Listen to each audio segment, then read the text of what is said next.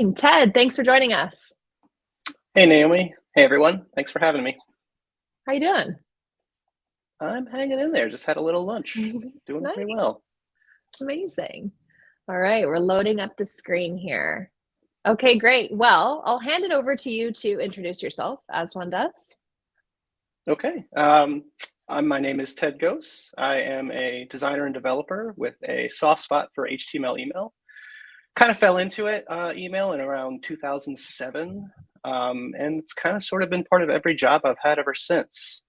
Um, Somewhere around 2015, I started organizing some patterns I've been using into an open source library called Cerberus, which I have been evolving and maintaining ever since. These days, I am a principal product designer. That is my title, I think, at Dialpad, where we make voice and video products, not unlike the one that we're using right now. And before that, I was at Stack Overflow, where, among other things, I built their email design system. I recently started a newsletter, and I'm most active on Twitter, if anybody wants to say hi. Well, we're so glad that you're here with us. If you don't follow Ted on Instagram or on Twitter, sorry, I do. And this was actually the tweet that inspired this talk today, which is going to be kind of in an AMA format. We have some predefined questions to go through. But when I was crafting the agenda for Parcel Unpacked, we have a lot of talent, including a panel coming up later today that can speak to kind of the firsthand experiences being hired and working in email development. But when I saw this tweet from Ted, I was like, oh, we don't really have someone to speak from the other side of hiring, right? On the other side of asking interviewees questions and what answers can kind of shape out to be. So how perfect is this? This is kind of going to be the side that goes into the person that does the interviewing and the hiring. So today we're going to hear Ted's perspective on common questions that are asked in interviews. And if you have any that you think of as we go through, I'm going to keep my eye on the chat and the questions tab. So please ask questions. Some takeaways that I'm hoping we can kind of get out of today. Ideally, this talk will hopefully bring a fresh perspective on interviewing, and maybe you'll leave this talk with areas of growth to develop better communication during interviews, master the basic questions, and maybe identify better suited opportunities moving forward. So as I mentioned, we're going to kick off with reviewing some predetermined questions, which were sourced prior, but if you have any that pop up, drop them in the chat. Now, when I did ask the question earlier today of like, how confident are you with interviewing? We had a lot of fives, a lot of fours, a lot of fives. So we've got a master group of interviewees. But maybe for like the threes and the twos and the ones, this will be a great topic for you. So first up, when you ask the question, when you're interviewing others, what skills do you think are valuable for this job? What does their answer tell you, Ted? Cool. So I'll just prefix this by saying, like I've been involved in my team's interviewing for these past couple of years. I typically interview folks who have made it past, like, say, the interviewer screen, like for the recruiter, and maybe a hiring manager screen. So by the time they get to me, they've already passed through like a stage or two. But yeah, this is a great first question. I usually ask this at the beginning of interviews. And really, I'm just trying to learn what each candidate values as part of the job. Like sometimes it's generalized skills, like being a good listener, good presenter. And sometimes it's more technical skills, like maybe being good at code or like automating processes and Figma plugins. Whatever it is, I just love to dig a little deeper to find out what somebody is naturally drawn to. I feel like just being good at design or being good at code is a lot of times it's table stakes, especially if you're going for those more senior positions. So what I'm listening for is kind of what else somebody would be bringing. Hopefully it's a skill that we don't already have on the team, right? To use myself as an example, I've gotten at least one job as a product designer because I was familiar with HTML emails. When I was interviewing, it was something that team knew that they needed, like they didn't have that skill on the team yet. And they were like, okay, Ted, you're a decent designer. You can do that part, but you can also do the HTML email part. So all that stuff kind of came out in the interview, and that helped me get that job. So a secondary thing that I'm listening for in this question is if a candidate mentions growth areas. right? Skills that they think are valuable for the job, but they aren't necessarily doing at a high level yet. When I hear stuff like this, it signals to me that it demonstrates self-awareness, humility, and sort of that growth mindset, right? And it's usually a good thing. For instance, just using myself as an example, again, it took me a really long time to learn the product half of being a product designer, right? I had been like a fairly decent interface designer, front end developer, but I had trouble chatting with my product manager about strategy, contributing to roadmaps, and coming up with ideas for new products, those sorts of things. So, I took some steps, read some books, shadowed my PM, and eventually I got better at that. But even today, when I'm when I'm interviewing for myself, I mention this as sort of like an area of growth for myself. Like I'd still like to become better at that product, that business part of the job. So there's really no right or wrong answer to this, but how a candidate interprets the question tells me a lot about how they view their role and their own personal growth. I love that. I love that aspect of humility, being able to be open about where you want to grow into and have it not be perceived as a negative. That's really nice. Okay, next up. Yeah. If someone highlights an area of growth, how do you determine if it's an area that won't be a weight to the team? Does it depend on the skill? What areas of growth opportunity are positives in your opinion? I'd also be curious, I didn't write this in here, but I'd also be curious to know when someone says, I want to grow, how do you differentiate someone genuinely wanting to grow versus maybe someone wanting to climb the ladder really quickly? Oh, interesting. I'll do my best to answer that last Yeah, part of the all of question them. towards the end. Yeah, but I'll just start by saying if somebody highlights an area of growth, that's almost always a good sign. Um, it's great. Like for once, I was interviewing a designer who wanted to improve their research skill, like user research.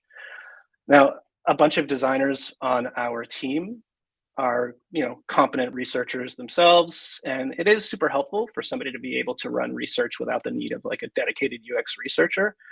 But in this case, for us, it's a nice to have, right? So like that was an area of growth that's not, wouldn't be a weight on the team. Another example is I was speaking with somebody who it was clear that they had strong like user experience foundations, like wireframes and user journeys and that sort of thing. But they were a little light on interface design and visual design, like the typography, the colors. So when we saw that they had like solid foundations as a designer, we said, okay, if we made an offer to them, we could work on them to kind of upskill their visual design skills. But there is a point where I think if a growth area is key to their job, it can be a negative. Like I think that folks should have at least the foundations, the basics down. Like as an example, the other year I was interviewing somebody for a design lead role. This is like a fairly senior role. And in the interview, they mentioned having trouble rallying people around ideas and like selling a design. Now that's something that I would expect from a lead, right? So that's a core competency, I think. So in that case, like we said that's going to take a while to cultivate. Maybe not the best person for this position. Another time I was speaking with somebody for a design systems position. And while they were a whiz working in Figma with components and shared tokens and all that, they didn't know any code, like no HTML, CSS, JavaScript, anything like that. So unfortunately, that was pretty central to the role, and that was a deal breaker for us in that case. So Naomi, I'm going to ask you to repeat that last part. So somebody should try to tell if somebody is honestly trying to grow or maybe just trying to game the system to get promotions. Is that Yeah. what you're Do you asking? ever encounter people who basically say that maybe they don't have leadership experience and it's an area that they want to grow into, but their end goal is to climb the corporate ladder to CEO as soon as possible? Not that that's a real scenario, but I honestly haven't come across that all that much. Usually we interview them at a couple stages, right? And I'm like one or two of those stages. Usually it'll come out that somebody is like gunning for a specific position, or they'll take this job, but only as like a stepping stone to get to the Mm. job that they really want. I think in some companies that might be okay. Like I've heard of a number of folks interviewing at big places like Microsoft or Google to just kind of get their foot in their door, and then they would laterally move within the company or kind of start climbing the company ladder. I think maybe in those cases it might be okay. The company I work for is much smaller. It's like a mid-sized startup. So if we ever kind of detect something like that, I'd probably be very frank with them and say like, look, this is the position. I don't know if what your goal is here, but this is what you would want to be doing. This is what we would want you to be doing in the near term. Are you okay with that? Yeah, So I think that's how I'd handle that. fantastic. Honesty is the best policy. That's what they say. Yep. Okay, next question. Having a strong opinion can be something that sets a candidate out from the crowd. When do you see a strong opinion as a positive, and when does it become detrimental? So I think it's good for folks to have opinions and bring them to work. It means that we stand for something, we have values. Hopefully, we've thought about why we feel a certain way. It demonstrates a willingness to, take a stand on important issues, and things like challenging the status quo, which is huge in our line of work, right? Done constructively, I think it's a big part of our jobs. What's the saying? Strong opinions weakly held, or confident in one's opinions but not closed-minded. So, I've heard folks say things like, I prefer running projects using Trello, but if you're using another app, I'm cool with that. Or, yeah, I prefer a certain set of ESPs, but if the team prefers another one, like I'm not going to be stubborn and stick my foot down. I think it becomes detrimental when somebody becomes arrogant, dogmatic, and otherwise difficult to work with, right? Like I once interviewed a product designer who thought that visual design, air quotes, wasn't that important because it was easy. And like, Mm. I don't know, I couldn't imagine hiring somebody who would look down on others like that. So like, that's not a great opinion to bring to work. Absolutely. I'm very wary of people with these intense ideologies like that. Yeah. I'd also like to point out that it's okay not to have an opinion about everything, right? Like if I'm talking with somebody and I say, what's your opinion on X? And they respond, I don't really have a strong opinion about that. That's totally fine. Like I'm not going to ding you for that. It's okay not to have an opinion about everything. Now, I once just, I don't know, almost in passing, asked a candidate, like, what's something you have a strong opinion about? And I was expecting to hear, like, I don't know, one or two things. And they just responded, everything. And I was just like, what? Like, I could not picture myself working with the kind of person who would be like Yeah. constantly offering up their opinion. So yeah, it's good to have opinions. It's good to know what kinds of opinions are helpful for the team. And yeah, it's good to know what hills are worth dying on. Yeah. Couldn't agree more. Fantastic. What's the best way you've seen developers or designers present their work, and what has stood out to you before? So this is a big one. So as part of my team's interviewing process, we often ask folks to do a case study or a portfolio review or a code review or something like that. And the idea is that they would walk us through like one or two recent projects that they're proud of. And yeah, someone's presentation is a really good indicator of how well they're organized. So the best folks that I've seen come to an interview with an organized presentation that explains the project's background and goals, walks through some of the process, showcases the end work, like the final designs or the final code or whatever it is. It's got good storytelling, clear explanations, because a lot of us aren't familiar with the project, so we need to have it explained to us. Maybe some data in it, and maybe even some lessons learned. I don't think that there's like a set of things that I would say is a must as far as like things to include. But those are some of the ones that I've seen most frequently. Now, the best portfolio presentations I've seen are slide based, Mm. like either in Google Slides, Keynote. I know a lot of folks, myself included these days, are doing uh, there are slides in Figma, and we'll just throw it into prototype mode and flip through the slides as if it were a slideshow. But I've also seen folks walk through their raw files as well, like a raw Mm. Figma file, or maybe even live code. This is fun. It's great to see raw files because it kind of shows how a person really works, but it's risky. And I'd only advise this if like everything's pretty well organized, everything's preloaded, and the storytelling is on point. I really struggle to follow somebody trying to find their way through a messy Figma file or a website, especially when there isn't a well-rehearsed story behind it. Like, it's happened and it's tough. Or then you have technical glitches too that could come up, like say when a presentation is held up waiting for like a website to load or like some code to render. Like, this sort of chaos might be okay during like a design review or a code review in your team, but it's not the best look during an interview. So if you show up to a presentation without a plan, it's gonna get ugly. And quite honestly, I've turned down candidates on this part alone.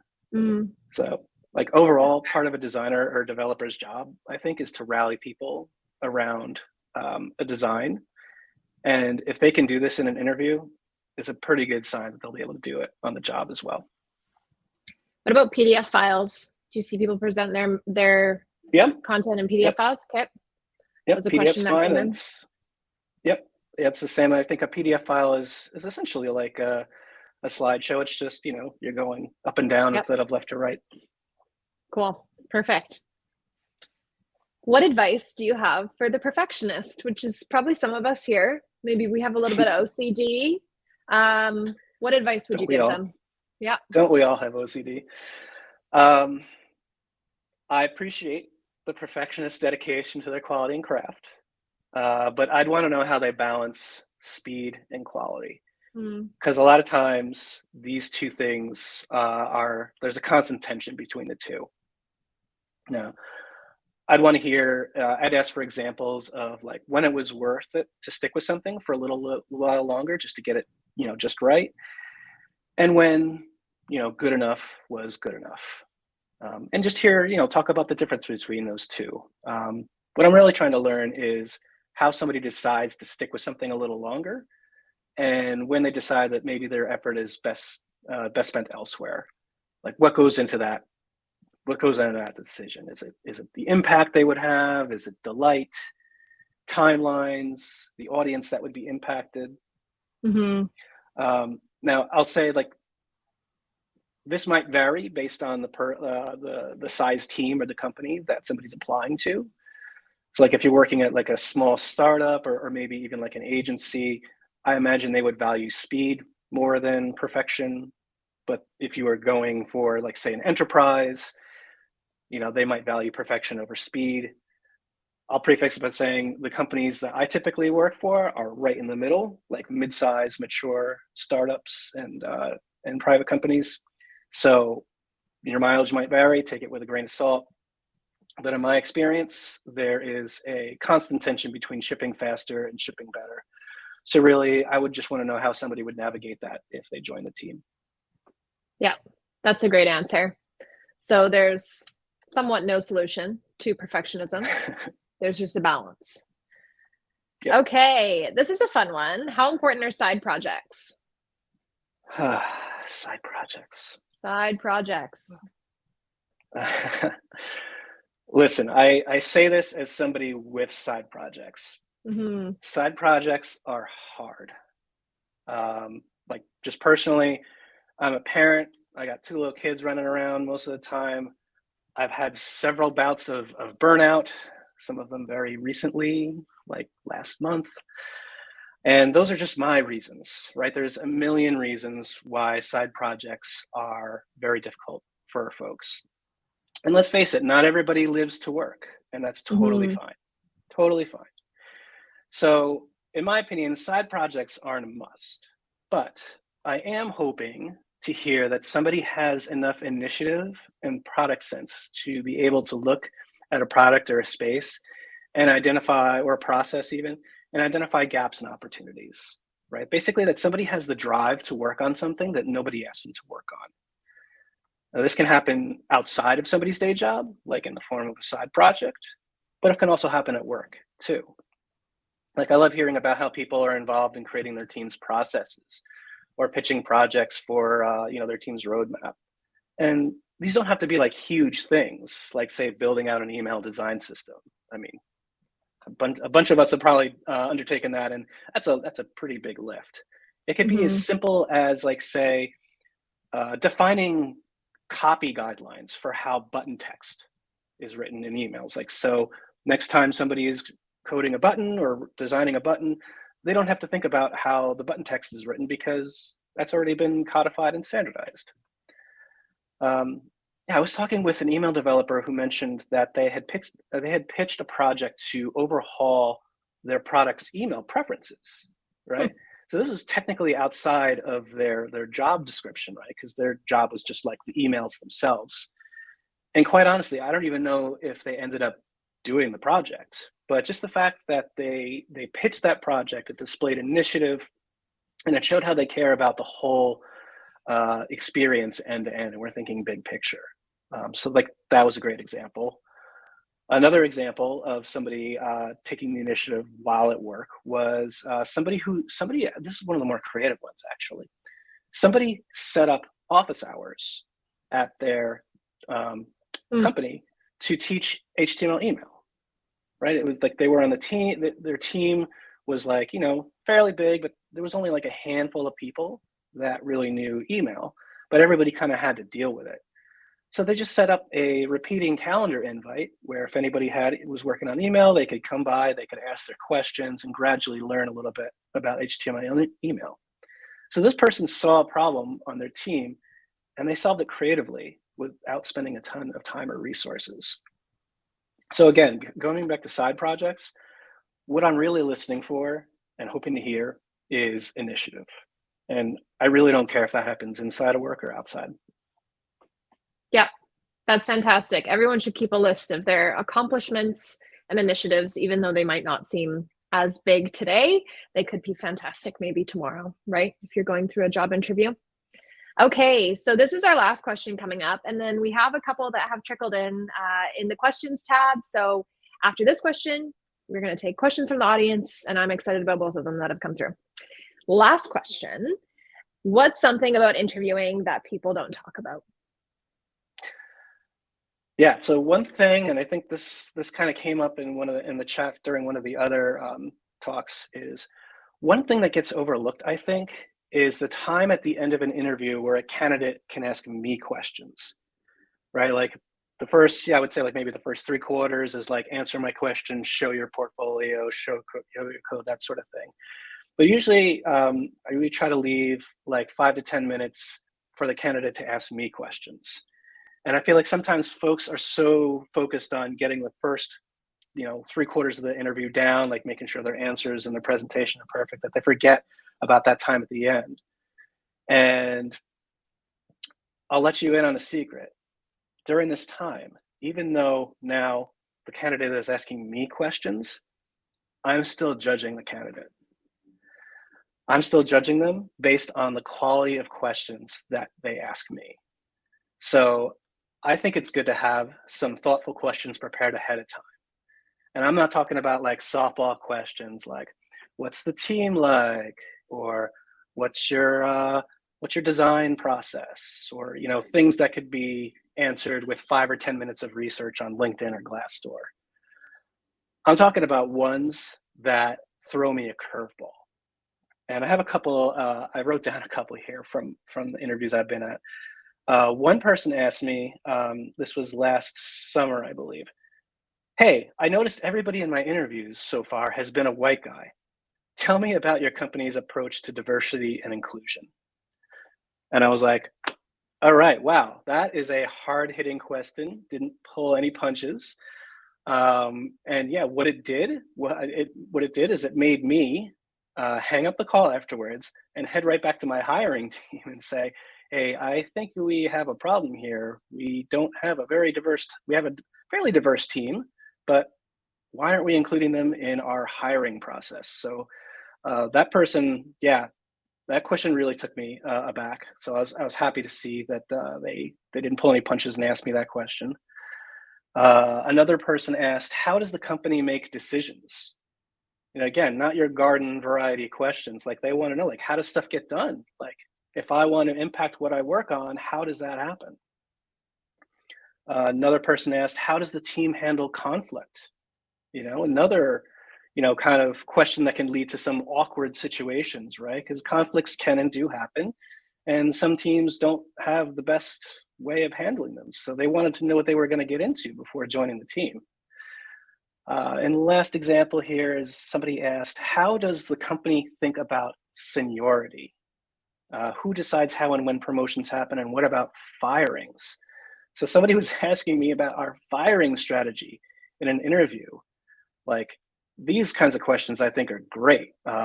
Questions that make me pause and think. Sometimes I can't even really give a great answer.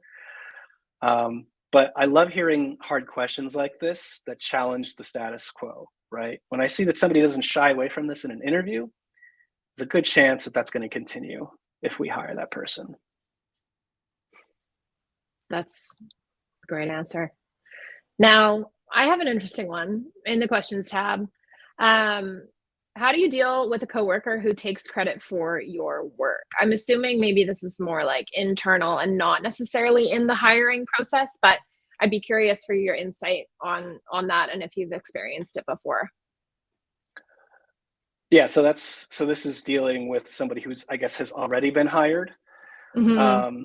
But yeah, I think a good rule of thumb is you compliment in public, but I don't want to say criticize in private. But you know, my first step would maybe be taking this person aside and saying, hey, that was you know, I worked on that a lot too. Maybe next time we could frame it this way so that we both get credit. You know, keeping in mind that, like, you know, you want to be direct. You want to say, hey, this is what you did. This is how it made me feel. But at the same time, you don't want to burn bridges. You work together.